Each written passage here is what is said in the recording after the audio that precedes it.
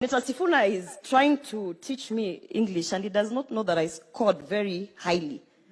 Bipartisan, Mr. Speaker. Bipartisan, Mr. Speaker. I am here representing women.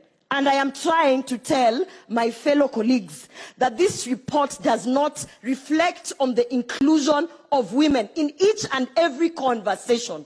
So if he's talking about political bipartisan... Senator Sifuna, you're out of order, please.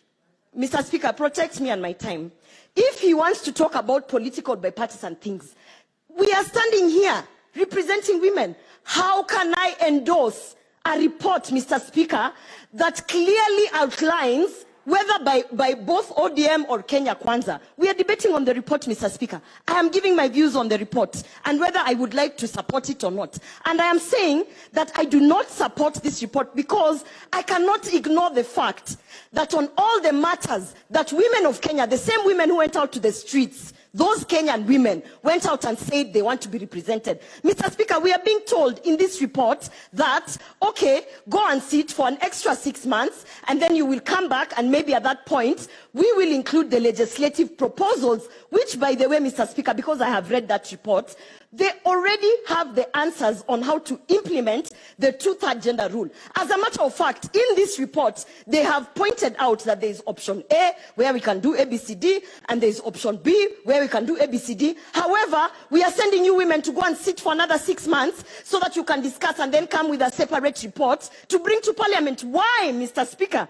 When we have an opportunity, women have been put on the table on this National Dialogue Committee. Why would you remove us and our issues and tell us go back and come back with a separate report? Because that is what the recommendations of the NADCO report are stating, Mr. Speaker. So therefore, I would love to support all the things that have been put in there. However, Mr. Speaker, I recognize the fact that I am in this Senate and in this Parliament because I have been nominated to represent women.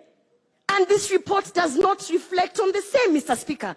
So I would like to say that unless you're trying to tell us, Senator Sifuna, that women are not part of the cost of living, unless you're trying to tell us, fellow colleagues, that women are not affected by all these other issues, including the political party issues, the IEBC issues, I cannot support or endorse a report that actually sets us aside and tells us, go and drink tea, then come back with your own report on how we are going to implement the two-third gender rule. Mr. Speaker, I would like to say that this report, Mr. Speaker, for it to make sense to us women, and bipartisan women, both from the Kenya Kwanza and ODM, this report must state that these two options are the options that should be considered and should be put in the legislative agenda so that we can move forward. But do not send us out there to drink tea and tell us to come with a separate report. No, I do not, and I will never.